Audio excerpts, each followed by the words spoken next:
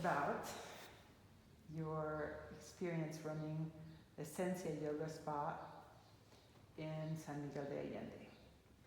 Well, it's been a journey, an evolution, growing this space, this studio, the yoga awareness in the community in San Miguel.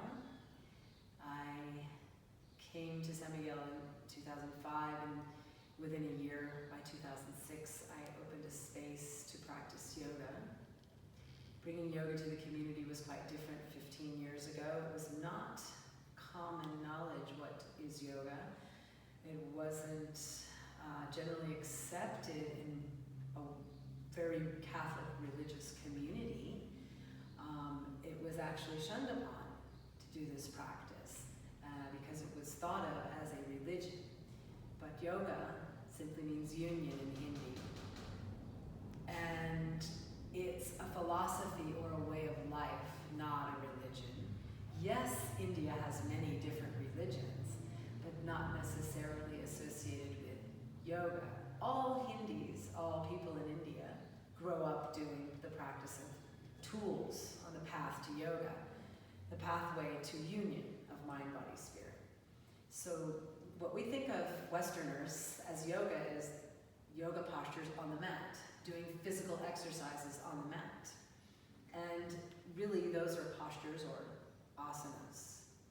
They're tools on the path to yoga, quite like meditation or dhyana. It's another tool on the pathway to union or yoga.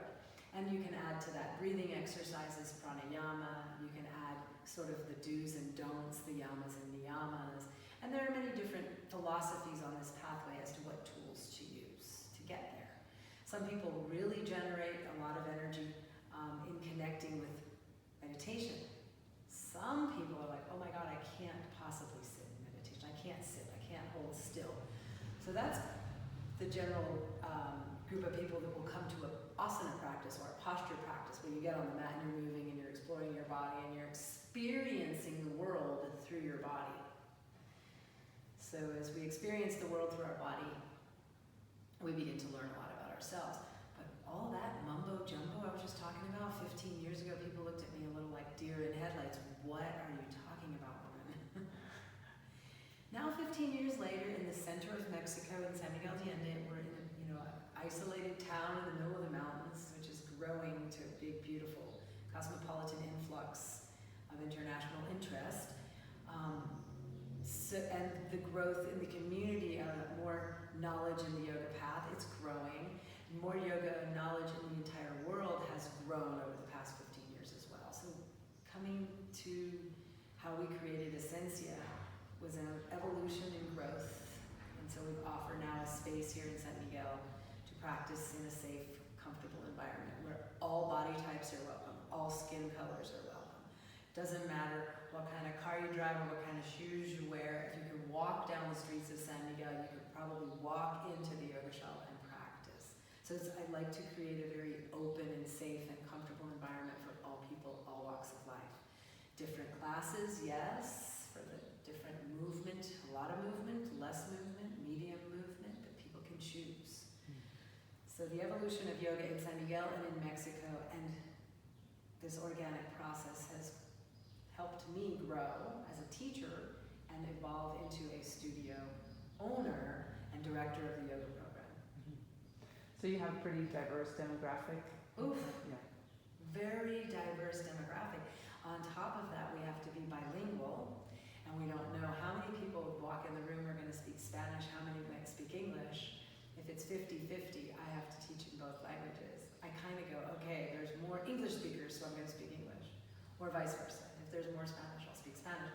But even if I'm speaking English and there are people in the room that don't speak English, I will chime in with Spanish instructions as well, or vice versa. So demographically, body-wise, economic-wise, where people are from on planet Earth, they're from all over the place, and the language, super diverse. Yeah, and what styles of yoga do you offer? I mean, is there kind of a more specific type, or is it pretty diverse as well? Well, in the beginning, years ago, when I first started this practice here in San Miguel, I stuck with a very straightforward Bikram sequence. The Bikram sequence is called Bikram's Beginning Yoga. But I practiced as a student Bikram's Beginning Yoga for 10 years. I still practice Bikram's Beginning Yoga 27 years later. I believe in the sequence. It's very attainable to all levels. It's mostly standing, so if people have issues with their wrists and shoulders, that doesn't come up for them right away.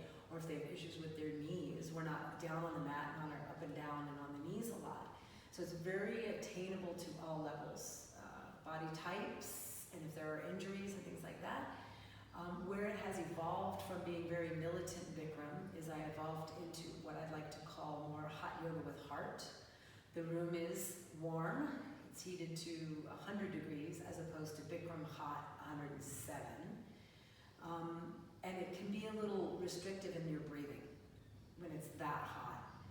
I like the heat, it's beneficial, but I also want people to be able to breathe, and breathe deeply and breathe well.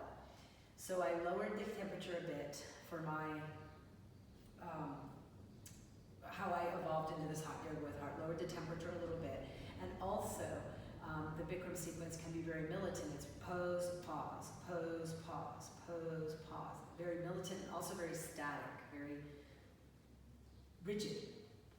But what I evolved into is forming sort of a hatha flow, where we do 3 or 4 postures, flow them together, and then pause in a mountain pose. And then throw 3 or 4 more postures in there, and then pause. So in the pauses, we stand in mountain pose in a hatha flow class. We also offer Ashtanga and Vinyasa, which Vinyasa comes from Ashtanga, but it's very much more cardio, much more movement. There are no pauses. So in between, say, 4 or 5 postures, we would do then another routine of postures, or another sequence of postures called sun salutations that takes you through the vinyasa, plank, chaturanga, up dog, down dog. That's your rest, down dog for 5 breaths. And then we move and go into 4 or 5 more postures. So that's another style that we offer here, vinyasa.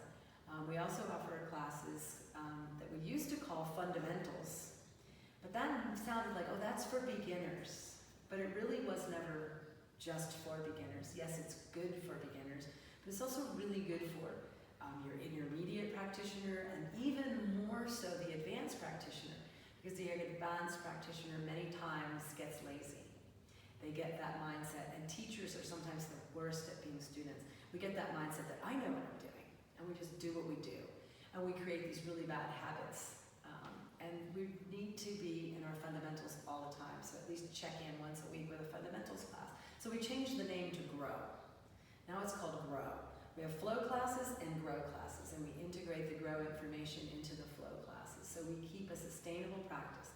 The grow classes are more geared toward biomechanics. It could be considered physical therapy. They're the classes you want to go to if you have an injury, so that you can keep the rest of your body happy, because it starts to compensate wherever the injury is. You're going to compensate in other parts of your body. So with the grow classes, you can help keep the upright alignment of the rest of your body and sort of isolate the injured area, but still bring blood flow and oxygen to the rest of the body and to the injured area. So grow classes are pretty demanding of your intermediate to advanced mindset in how you connect with your body, with your big toe, with your little finger. Are you really tuned in? Are you really tuned into what's happening in this amazing body we call our vehicle on this lifetime? It's like, can you rediscover it every day, right? Yeah. Yes, yeah, rediscover absolutely. It. And you also offer yoga trapeze. Yes, we do. Thanks for mentioning that. We do offer, it's another prop. Like, we use blocks and straps and blankets. People are pretty familiar with those props. We also have a class here that's dedicated to a really fun prop called a yoga trapeze. And 6 years ago, I went to the Yoga Alliance certification for that, and I was the number 6 training in the world at that time. Now it's probably like got 600 trainings and like 6,000 teachers all over the world. But I've had the opportunity to, over the last 6 years, do the training, get certified, and teach a lot. And keep people safe is always my biggest plan in any class, but especially when people are flying off the ground. So it's a prop that you can use for conservative inversion therapy. When you do turn upside down in it, it's wrapped around your hip points. So at that point, when you're hanging from your hips, the next thing is your spine. So you're tractioning immediately hips to lower back, sacrum, L4, L5, S1, and then gently all the way down through the spine. And you release pressure on the vertebrae by doing that inversion, which allows the discs that have been herniated and bulged from being compressed from gravity to have some space to slide back into place. And we also strengthen the muscles around the spine to support that. And with the inversion therapy, you can regenerate ligaments and tendons. You release compression in L4, L5, S1, which causes sciatica. You can relieve sciatica pain. You get a whole lot of core strength just sitting in it. And the most important thing is the back body, the posterior chain from the back of the neck all the way down to the heels. Those muscles work in a chain. They're meant to work together. And our bodies tend to turn off at the hamstrings. Hamstrings are tight on almost everybody. So if those muscles are turned off, that means a link in the chain has been broken. And up from that chain or down from that chain, those other muscles are pulling the weight without, they have a missing link. Mm-hmm. Where that missing link is then becomes injury. Mm-hmm. So we want to keep that posterior chain active, strong, and flexible so that it can take us from standing and sitting all day long like we do in a safe, healthy way. As opposed to using little tiny lower back muscles by themselves without connected to the glutes or the hamstrings, right?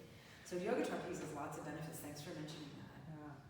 So just kind of thinking about yoga in general, the things that keep these different techniques or these different classes under the same umbrella of yoga, and also talking about this ancient thousands of year old technology and its importance today in the contemporary world and what we're living through, certain amounts of crisis or attacks to the immune system. So talk to us a little bit more about that idea. Like, what is it that keeps yoga as yoga, no matter what the movements really are, and how is that so important for today? So thinking about this practice or philosophy of way of living life on a yogic path is thousands of years old. And how is it that it still pertains to the contemporary world we're living in? Just came to me in a split second. The body is still the same as it was 2,000 years ago. This physical structure that we live in, our cells, our muscular structure, our bone structure, hasn't evolved. I mean, since we were on all fours, yeah, that's another story, but that's more than a couple thousand years ago.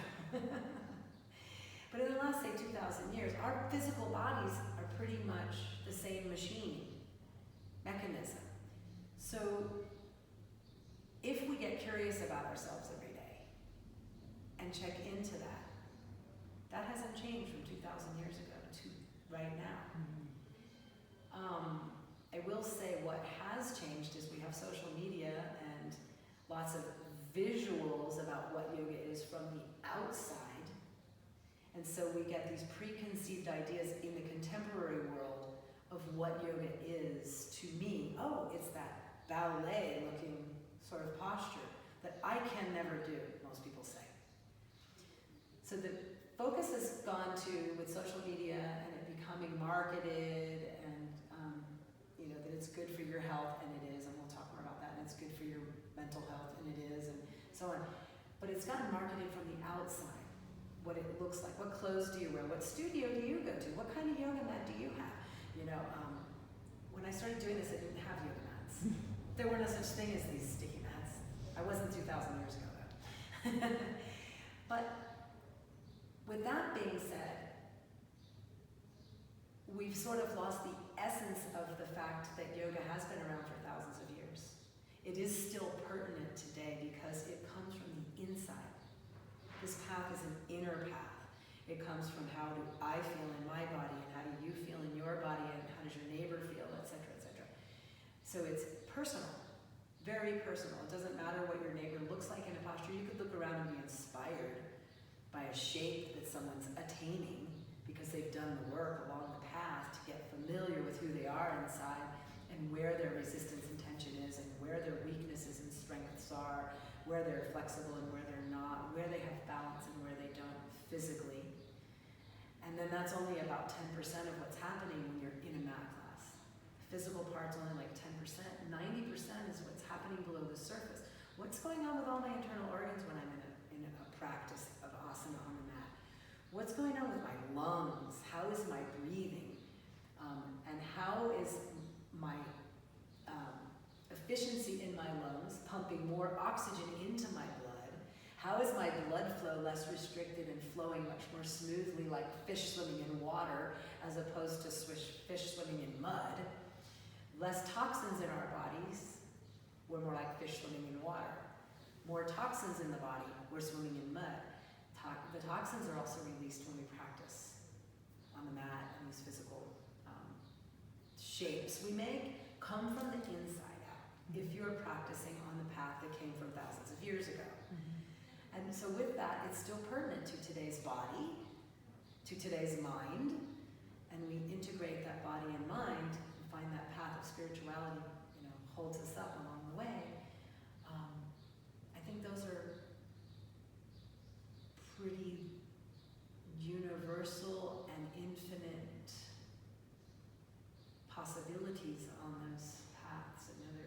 They always are present. They're always about what's happening right now. Does that make sense? It makes perfectly great sense. Oh, that's awesome. Okay. Well, that was 15 minutes. Oh my Lord. That was Holy 15 crap. minutes. I know. That went by really fast. So you and I could talk for hours. Did we cover what we needed to cover? I think